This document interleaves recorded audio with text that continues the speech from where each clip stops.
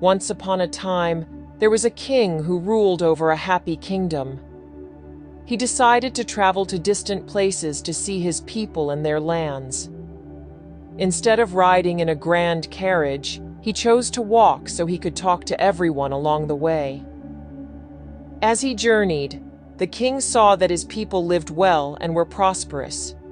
But there was a problem. The roads were rough and hurt his feet. When he returned to his palace, he decided he must fix this for his people. At first, he thought of covering all the roads with leather to make them soft. His ministers were worried. They told him it would take lots of animals and cost a fortune.